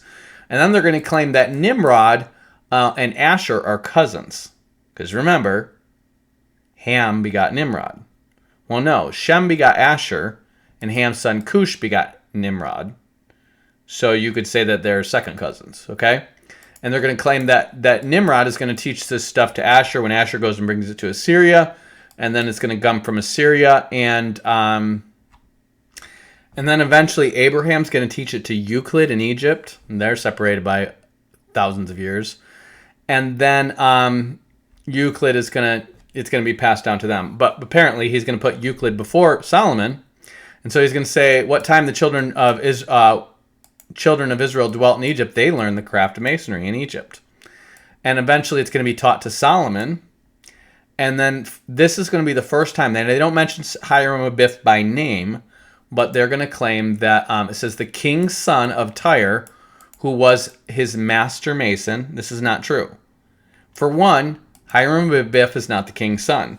He's the son of a man of Dan and a woman of Naphtali. Or no, I'm sorry. Yeah, I think it's a man of Dan and a woman of Naphtali, okay? And then apparently the man of Dan must die or something, because then the woman seems to marry a man of Tyre after that. And so that's why he's in Tyre. And that's why he's a Danite, okay? And he's going to claim that he was a master mason. He wasn't. He was a master artificer in bronze. He's going to make the big bronze columns for Solomon, the big bronze pillars, the bronze bath, and all that stuff. All the stuff, the art, the work of bronze he's going to do. He's not a mason. He's not. There's nothing about him being a mason in the Bible. But this is where Hiram Abiff is going to come from. Now, they don't even name him by name. Now, where the Abiff comes from, I don't know. Somebody else can figure that out. But the point is, and then they're going to say how this guy, and it said, and Solomon himself taught them their manners, but little difference from the manners that are now used. So in other words, it's going to come down to the Masons of Europe through Solomon, and from thence this worthy science was brought into France and into many other regions. So basically they're going to say that Freemasonry does not come from Hiram Abiff, but to Solomon. And so here's where you could say, well, Hiram Biff was a Danite, and so then it came into other regions. And you could have legitimate connections between the Danites and this secret geometric knowledge, if not for the fact that Hiram Biff is not a Mason. He's a bronze worker. He's not a Mason. He's not the foreman for Solomon's temple. I used to repeat that lie too, because the Freemasons have spread it out so much that most people in the church agree with it, but you read the Bible carefully and it mentions nothing about Masonry. It mentions him doing bronze work, which is not Masonry. And the Masons have just spread this crap all around because they're Hiram Biff legends, because they're going to claim that he's the guy who basically brought Freemasonry. So obviously Hiram is going to be of Tyre. Phoenicians are going to connect to the Greeks. Of course, that's going to be hundreds and hundreds of years later. They're going to give them their alphabet. And this is where you could, by conjecture, say that it was brought to the Danites. But they never mention the Danites. They mention it going to France. And then it says that this Cholera Secundus, that is Charles II, and this Charles was elected king of France by the grace of God and by lineage also. That some, so that would be Charlemagne. Okay, so Charles I would be Charles Martel. Charlemagne would be Charles II. And some say that he was elected by fortune, which is false, that the chronicle was the way of the king's blood royal, and his name was King Charles. He was a Mason. Before that, he was a king. And after that, he was a king of the beloved Masons and cherished them and gave them charges and manners of the device, of which they are yet used in France. So their claim is going to be that Charlemagne was a Mason before he was king. Probably bullcrap. Soon after came to St. Aldahal to England and converted St. Alban. I don't know who that is, to Christianity. And St. Alban loved well Masons, and he gave them their first charges and manners of England. So when they're saying charges and manners, they're saying their rules of their order. And they're basically, this is a BS history. They're attaching them to every famous person who would have been known by somebody who was raised in the Catholic Church. Of course, Charlemagne's the guy who starts the Holy Roman Empire, so of course it would be him. I think Charlemagne just means Charles the Great. I think Magna just means great. So Charles Martel would have been his grandfather. Charlemagne would be Charles the Great. That's would be who I assume they're talking about. But the point is they're going to say, and that's how it came down into England. They're just going to skip over hundreds or thousands of years whenever it's convenient. And they're going to just have this really bad stuff. Every last thing they touch in the Bible, they butcher. Every last thing they touch in history, they butcher. Okay? Because Charlemagne's not known as Charles II to anybody but them. But that's the point, is they're going to say, Freemasonry just hopscotched from Solomon to France to them. There were no Franks in France in Charlemagne's day. There were none. Were there Masons? Probably not. Were there some castles? Mostly mud forts and stuff made out of sticks and rocks, but nothing remotely touching Egyptian Euclidean geometry. So what is my point about Freemasons? Freemasons existed. Their stuff that is going to be called speculative Freemasonry, which is going to be the more occult stuff, is not going to emerge until after the Reformation.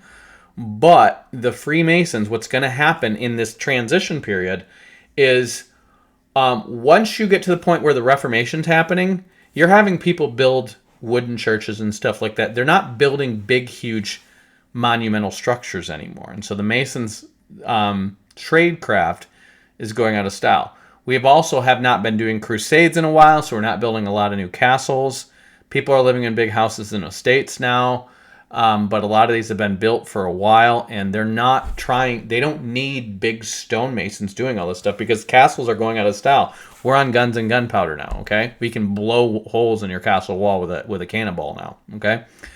And so the Freemasons are going to need to reinvent themselves, and what they seem to become is de facto lodges, kind of like a church, where people can meet and talk politics and talk new ideas outside of church.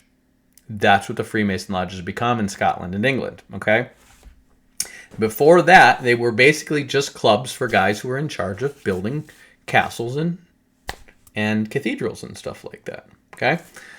So you've got these international places where people can meet, but we don't have any super revolutionary activity from the Freemasons noted until the time of later speculative Freemasonry, and we'll get into that when we get into the American stuff, all the way when we get to the American and French revolutions. That's when they seem to get active with revolutionary activity. So what we do have among them, though, is Presbyterian ministers who are also Freemason Lodge members. Why is that? Probably because they were using Freemason lodges to meet and talk about their revolutionary plans. That's probably why. Okay? And the Freemason lodges seem to be a place where people are going to talk philosophy, educational ideas, and blah, blah, blah. And that's where the Protestant ideas kind of take over the Scottish culture. Okay? So I want you guys to be aware of that. We're not blaming Freemasons for the Protestant Reformation, but what we are saying is they grew up right alongside the Protestants. And as the Protestants are getting more revolutionary in their thinking, the Freemason lodges are instrumental in being a meeting place for that. And then eventually, masters of Freemasonry become involved with revolutionary activity by the time of the American and French Revolution. So just keep that in mind, okay? We'll get to that later, but we're not blaming the Freemasons or the Danites or the Knights Templar for secretly plotting their revenge against the Roman Catholic Church. There is just no evidence of that. That makes for good storytelling, and I would be inclined to want to believe that because it makes for good storytelling. There's just no evidence of it. And you would have to take pretty wild leaps through history. And when you're reading the source documentation, it's like, this is not a cult that's been hanging around with all this secret knowledge that they preserved from the Greeks. Now, they probably get more of that after the Protestant Reformation because the monks are getting their monasteries burned down, and then they're taking their literature with them to the Freemasons, and that's how the Freemasons get super culty. The Freemasons, and then after them, the Rosicrucians, okay?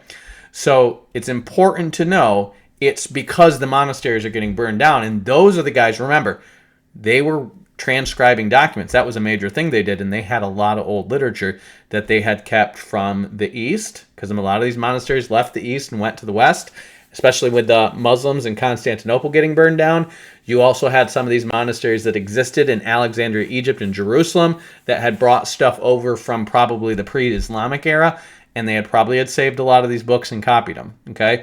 And so a lot of these books got saved and copied. When the monasteries get burned down in England and they get closed down in Germany, these guys are going to join the Freemasons and the Rosicrucians with all their knowledge, and all of a sudden the Freemasons go from being a trade lodge to being a club of secret knowledge, and they eventually produce the New Age, essentially, over time. And we'll get into all that later. We're not going to get into that now because that's not really about Christian nationalism, okay?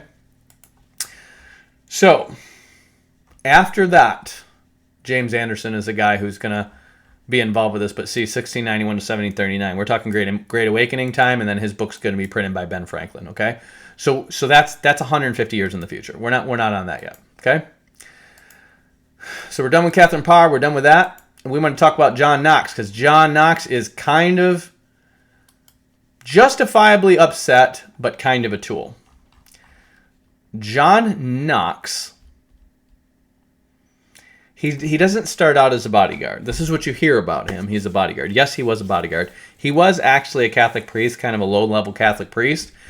And he ends up getting involved with this guy named Weishart. And Weishart is just another Catholic priest who is kind of like in this Reformation thing. And he's starting to preach the ideas of Calvin and Zwingli.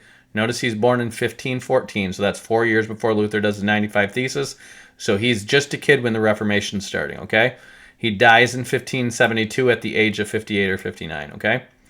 But by the time Calvin gets going in the 1530s, you have this Mary of Guise ruling. She's the French queen who's ruling Scotland. Mary, Queen of Scots, is still a little kid, and that's why she has a regent helping her, okay? You've already had controversy going on, because what you have is Protestant-leaning people. Remember, England is Protestant now, and you have Protestant-leaning people wanting to be the regent over Mary, Queen of Scots, in other words, the Steward of Gondor for Scotland, instead of this Catholic foreigner from France, okay? Well, one of these guys, his name is Moray, his last name is Moray, actually forges a letter to say that it was the will of King James V that he was going to be her steward or her regent while she was a little kid until she grew into power, okay? That wasn't true. It was a forgery. They've proved that it was a forgery. So we have beef between this guy Moray and this Mary of Guise going back before John Knox ever gets involved with any of this, okay? John Knox is going to become the bodyguard of this guy named George Weishart. And George Weishart is just a guy who's involved with the Reformation. It's kind of like Calvin has a friend who's involved in the Reformation. He gets sucked up with it. John Knox is just a low-level priest. He's probably influenced by the Reformation, but he's not the scholar of this. George Weishart is. And George Weishart basically spends some time... they're all educated in St. Andrews University, I believe. And he spends some time just studying up on what Calvin's saying. He teaches New Testament. He was investigated for heresy. And he actually has to recant some things he says under Thomas Cromwell. So was he a heretic or was he deconstructing? He's probably a guy who's deconstructing, and he's liking these Protestant ideas. But remember, Protestantism is starting to take off in England at this time, okay? So it's not necessarily like the worst thing, because England is kind of reforming around Henry Tudor's desire to bang a new woman. You're going to have basically Protestants kind of flee there from Scotland, because Scotland is thoroughly Catholic at the time. Well, George Weishart is going back and forth, and it says he trains the commissioners who had been appointed to arrange the marriage between Prince Edward and Mary, Queen of Scots. And then what he is doing is he's just preaching Reformed doctrines. Well, he's preaching Reformed doctrines, and while he's doing this, because what he's doing is against the law in Catholic countries, you're going to have him hire John Knox as his bodyguard. And he's going to carry around a sword because he's just the bodyguard to a guy who's just starting to learn and just starting to preach Reformation stuff. Remember, when he's doing this, the Reformation is only 20 years old. That's it.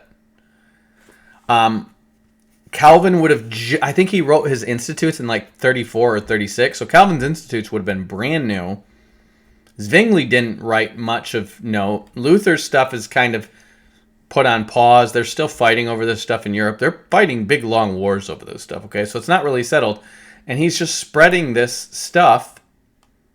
And, of course, these Catholics say, we're the church and we're the state, and we're the defenders of the church, and these guys are corrupting the church, and this guy's a heretic, and we're going to burn him at the stake. Now, your Protestants have no problem with taking a guy and burning him at the stake for heresy because they're the defenders of the church. They don't have a problem with the church state. They just say they're right and you're wrong. It's the same bad idea, but which one's is better, right? So this guy gets burned at the stake. Knox is prepared to go with him, but he says no, one sacrifice is enough. He kind of lets himself get burned at the stake. I don't know anything about this guy, good, bad, or otherwise, except that he was just preaching Protestantism, okay? But John Knox seems to, we don't have hard evidence, but the guy who has him burned at the stake, Cardinal David Beaton, is going to be murdered by 5 guys. They're going to break into his house and murder him 5 days later. And people believe John Knox was involved with this. Was he one of the 5 guys? We don't think so. Was he involved in plotting? Perhaps, okay? The point is, it was a supported assassination of this cardinal, who was also one of the guys who was in line to look over Mary, Queen of Scots, okay, to be the regent, okay? So you have Protestantism kind of organically spreading. You have this guy getting killed. You have John Knox potentially involved with an assassination of a bishop who's also a statesman. Not good. We're in sedition territory already. John Knox is basically going to skedaddle down to England. And I think he gets picked up for being part of this. George Weishart is dead. He embraces the Protestant Reformation after this guy dies. I'm sorry. John Knox goes back to just tutoring people, basically, because these guys know Greek. They're educated. They're taught in St. Andrews University. And he has his pupils, and he's kind of teaching them Reformed doctrine. And by this time, you basically have a Protestant rebellion take place, and they take over the castles of St. Andrews by a gang of 5 persons in revenge. No, I'm sorry. It says, while Knox remained, it says, several months later, he was still in charge of his pupils, the sons of Douglas and Cockburn, who were wearied from moving to place, while being pursued. He toyed with the idea of fleeing to Germany and taking his peoples with him, while Knox remained a fugitive, because remember, he was Weishart's bodyguard, and Weishart has been executed. He says Beaton was murdered within his residence, the castle of St. Andrews, by a gang of 5 persons in revenge for Weishart's execution. The assassins seized the castle, and eventually their families and friends took refuge with them, about 150 men in all. Among their friends was Henley Belknaves, the former Secretary of State of Government, who negotiated with England for the financial support of the rebels. So England, remember, they're having their Reformation here. What we don't tell you about England at this time is that Queen Elizabeth is in charge, and she knows that Mary was supposed to marry the heir to her throne, but she died, and that there is a contract that they're technically married, and if she has a son, that son is going to rule England.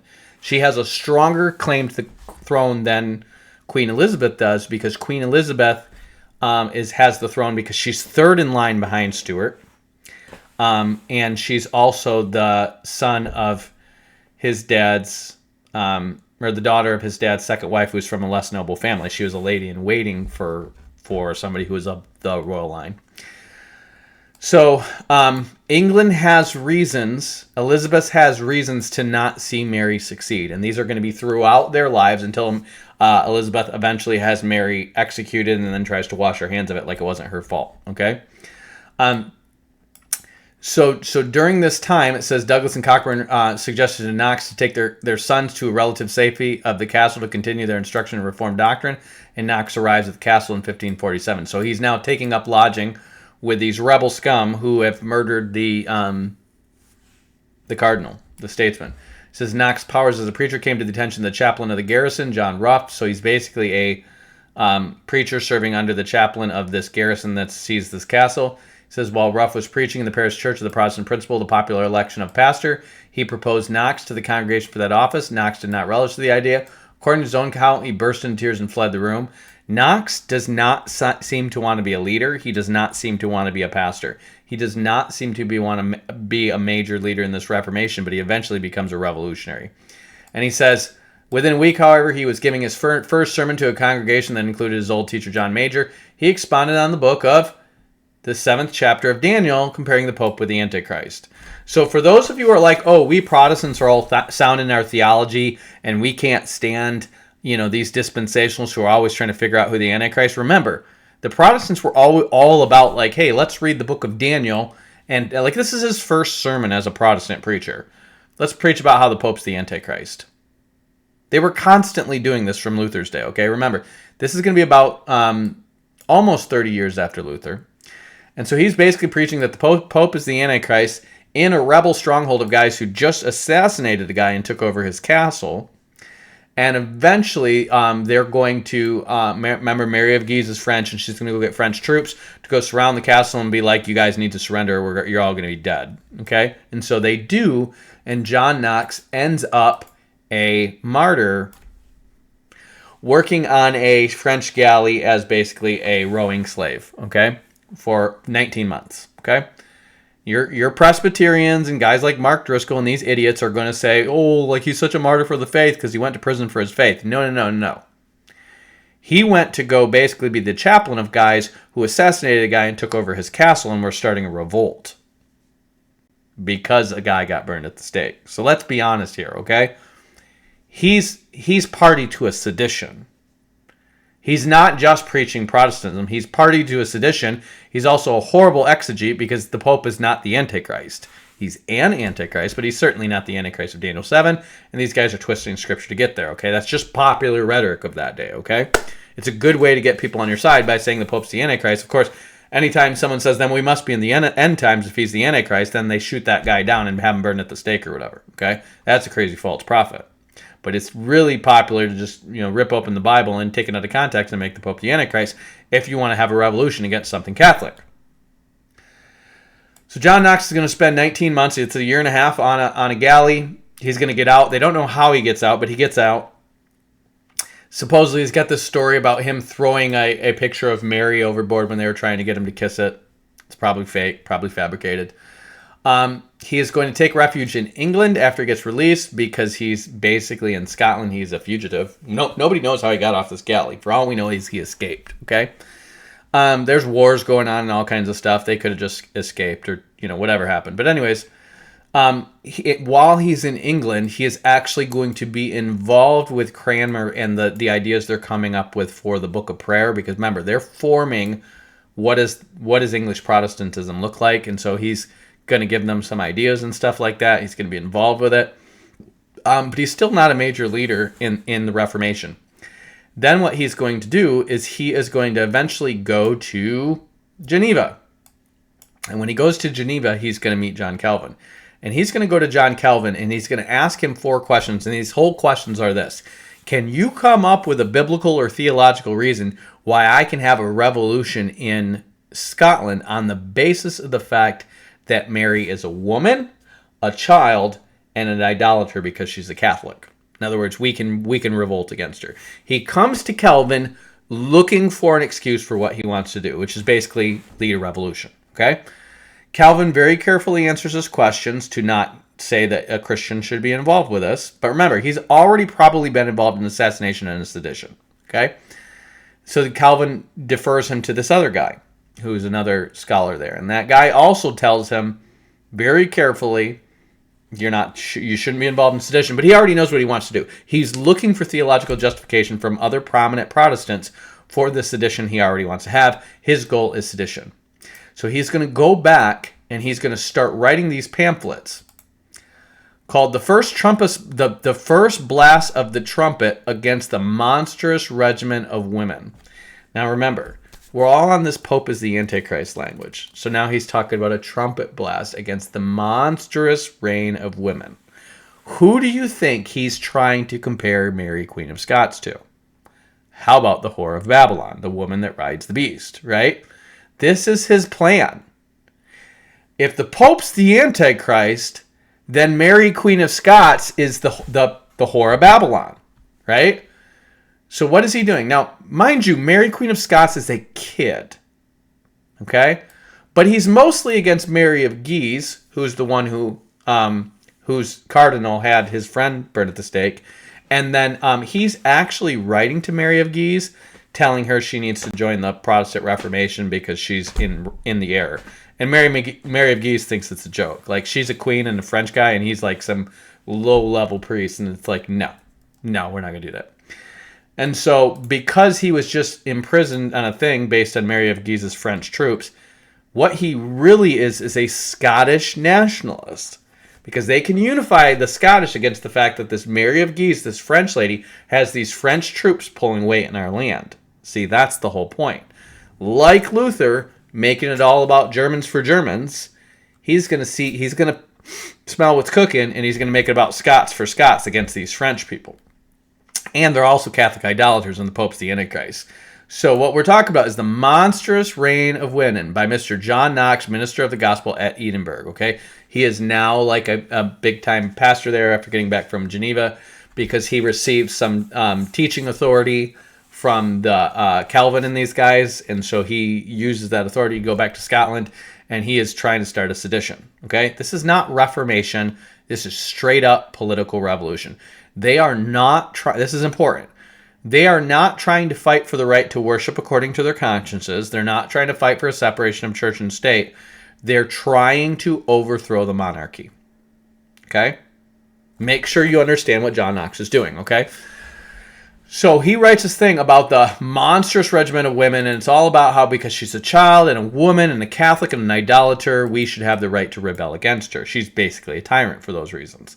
And it's like, why? Well, because some cardinal under her authority had my friend Weishaupt burned at the stake as a heretic. Well, he was a heretic, and that's the law of the land. Okay? And so then he's going to say, this is so awful, and here's where he screws up. His hope is to get England to help them, Protestant England, help them overthrow the Queen of Scots. But oops, Queen Elizabeth takes the throne. He's starting all this stuff before Queen Elizabeth takes the throne. Remember, it's Queen Elizabeth, and then it's Bloody Mary, okay? Mary, Tudor of England. and then it's Elizabeth like 5 years later. And so in the time that he's writing this, Queen Elizabeth is going to take the throne. And Queen Elizabeth is never going to support him now that he basically said a woman, an idolater, it's all about trashing women's right to rule, okay? Which is tradition in England, and it's the basis for Mary Queen of Scots ruling, Mary Tudor ruling, and then her ruling, okay? So she is never going to forgive him for this. She is not going to support him for this. So how is he going to get Queen Elizabeth, who's going to be on the throne for a while, to help him overthrow Mary Queen of Scots and Mary of Guise? And the answer is by doing what every good Protestant does when the chips are down, lying, okay? So what John Knox is going to do is he is going to write fake letters using a fake name to people who are advisors of Queen Elizabeth, trying to convince her to help overthrow Mary Queen of Scots and Mary of Guise, okay? So she does. She helps. She helps the Protestants, the Scottish Presbyterians, and John Knox is leading that church, take over Scotland, basically. The Scottish Church takes over Scotland. And what she does is she has Mary of Guise, I think she dies of dropsy or something like that. Okay, so she's just going to die of natural causes. They have Mary, Queen of Scots, who's the person who's closer as an heir to the throne, taken out of the way, and then King James put in her place. And that's how King James becomes King James of Scotland and the head of the Anglican Church and the King James Bible, and all this stuff is going to come down the line from King James wanting to unify England and Scotland, because they're both his domain, under one Bible. And that Bible is not the Geneva Bible. That's all about your justification, with notes in it for all your justifications for overthrowing tyrants. He sees the Geneva Bible as a seditious Bible, because it is. Knox is seditious, but Knox is going to be dead by the time he really gets into power, because he's going to be a little kid. He's going to be like a 1-year-old when they take Mary Queen of Scots out of the way. And meanwhile, we got to talk about Mary Queen of Scots for a little while. Mary Queen of Scots, I used to get her mixed up with Bloody Mary Stuart of England, okay? Bloody Mary Stuart of England was probably not that bloody. She just tried to reinstate Catholicism after Protestantism became a thing under her dad, because her dad had a boner, and that's why Protestantism was a thing. And Mary, remember, is Catholic, and she's the daughter of the Catholic mother that he threw away in the first place, and why he became a Protestant. And nothing that he's doing is based on anything having to do with faith or Protestantism or reform or anything, but just wanting to dump her mother. And she knows this. She was like a kid when this happened. And not only did this happen to her, but she was declared a bastard. And that's why she has such an angry butterface, okay? That's not Mary Queen of Scots. That's Bloody Mary Tudor. So when she takes the throne, she tries to reinstate Catholicism with a vengeance. And there were some deaths of some Protestants. Well, John Foxe of Foxe's Book of Martyrs, who I believe was friends with Cromwell or related to him, something like that, he is going to write a book about the history of persecution of Christians leading up to her, to make her Bloody Mary. And my parents used to have a copy of Foxe's Book of Martyrs. I never read the whole thing, but if somebody wants to read and commentate on what he says about her and then fact check that and see how much of that is actually true, I would suspect that it's probably exaggerated. But she does come to power. She has a lot of reason to be bitter. She's older when she comes to power. She's born in 1516, 2 years before the Reformation. She's probably a teenager when her dad dumps her mom and has her declared a bastard. And then she finally gets re-added to the list of succession before her dad dies, and then her brother's dies, and now she's the legitimate Queen of England. And she's like, well, we're going back to Catholicism then. Because she knows this is all bullcrap. This is all about Henry being a philanderer. She's known this. She's the daughter. She's the declared bastard daughter of his first wife that she dumped. And this whole thing is all about that. So she's also married to Philip II of Spain. She goes and marries the guy who's the heir to the Spanish Empire. Boop. He's the king of Spain, king of Portugal, Naples, and Sicily.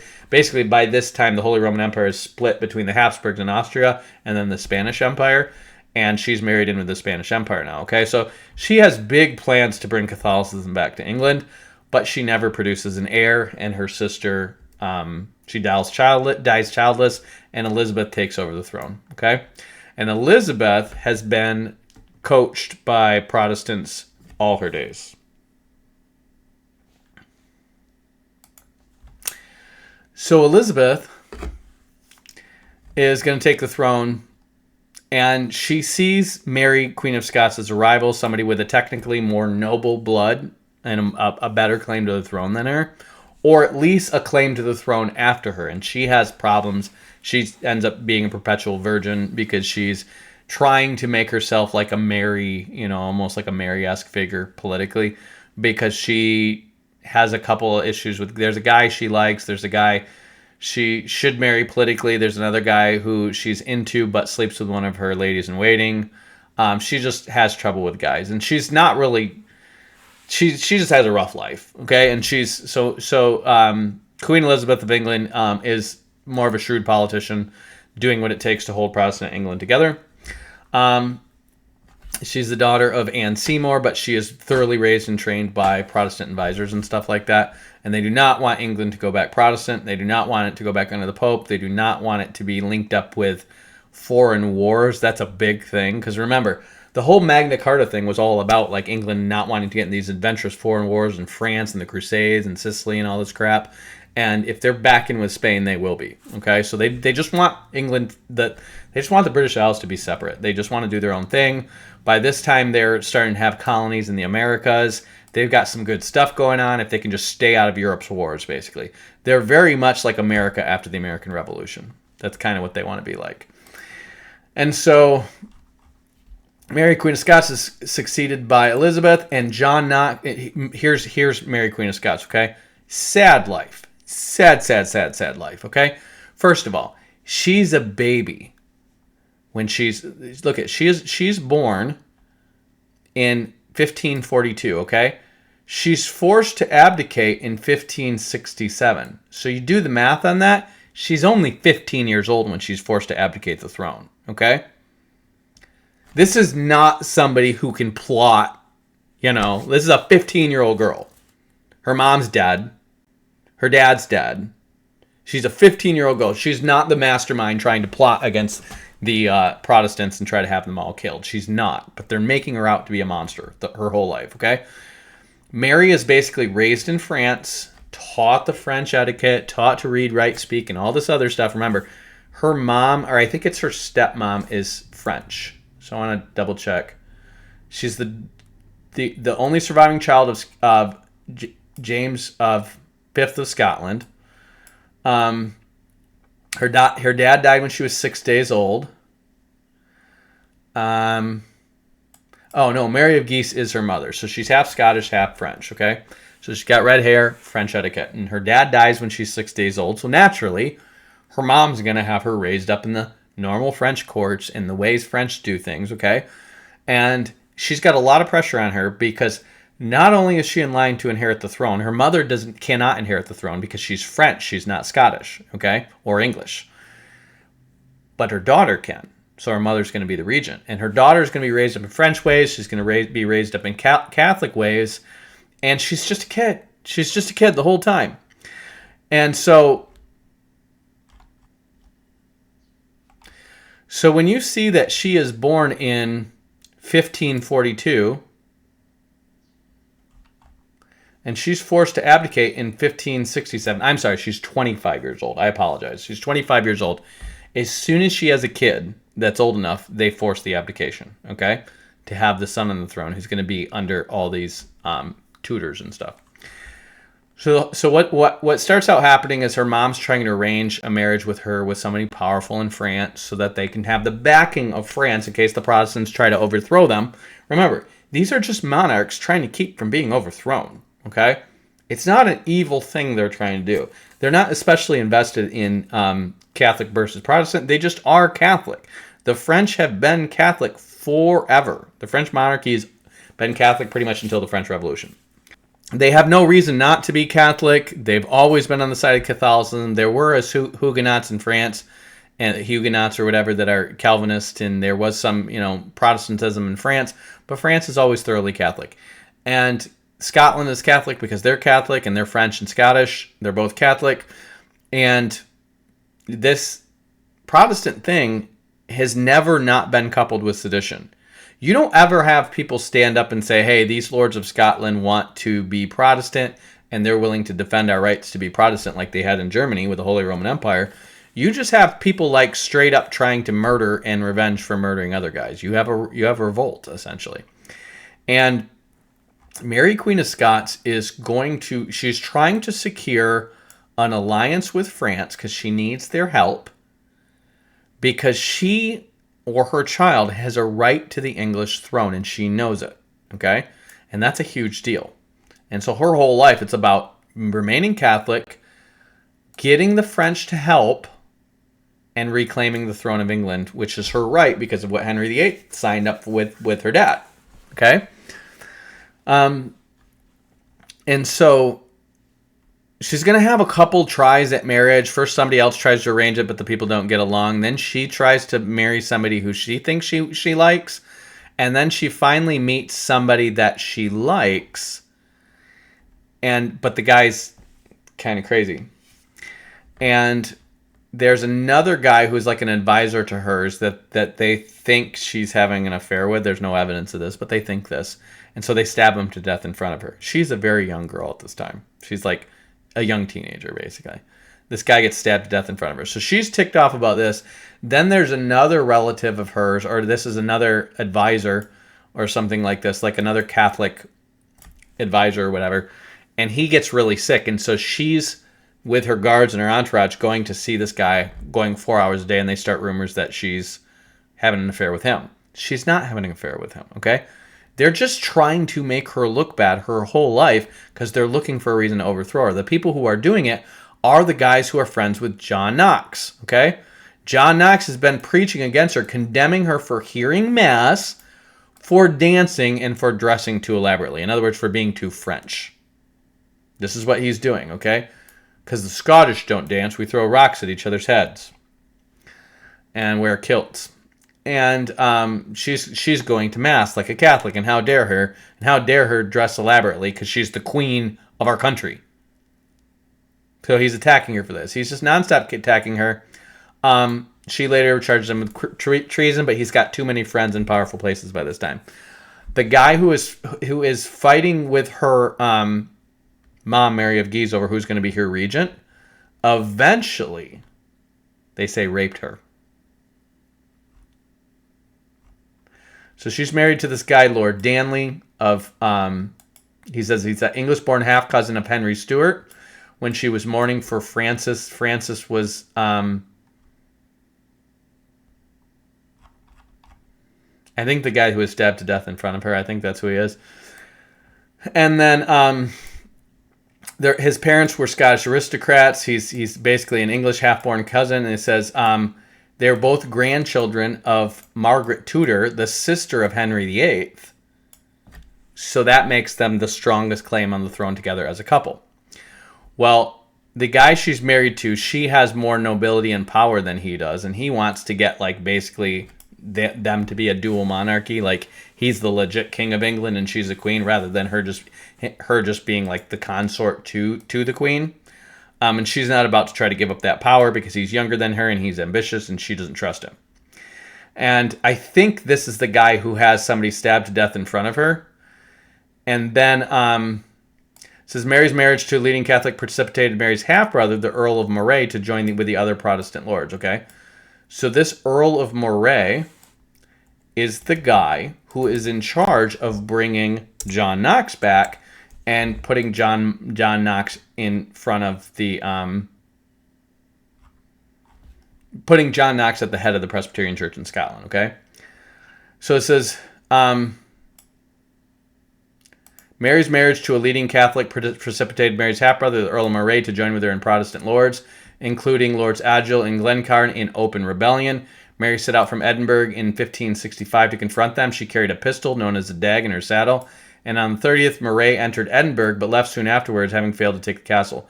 Mary returned in Edinburgh the following month to raise more troops. What became known as the Chesbout Raid. Mary with her forces and Moray with the rebellious lords roamed around Scotland, with her ever engaging in direct combat. So she's physically going to fight for her throne from people who are in rebellion against her. Eventually, it says Mary's son by Darnley James was born in 1566.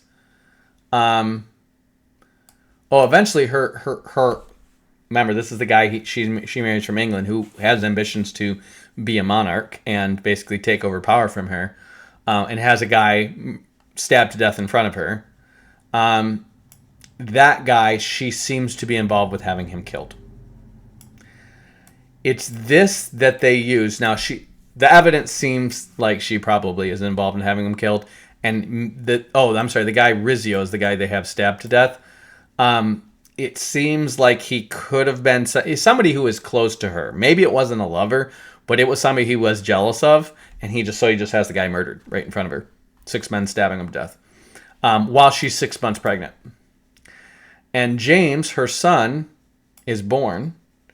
And this guy gets murdered. And so Queen Elizabeth jumps on this as the opportunity to act like has a right to take over, to basically seize her and take over her throne. Okay? Elizabeth does. Now, she doesn't have any right to do this. Her dad invaded Scotland against his nephew and then basically forced him to sign a treaty that said Mary would marry his son, who died before they got married, and then that their heir would be heir to the throne. Or either one of them, their heir would be heir to the throne. So they were technically married but not consummated. And then she has an heir with somebody else, King James, who is going to be the person who's going to be on the throne. And Elizabeth is not cool with this because she wanted her to marry somebody that she can control. Elizabeth is trying to control her, okay?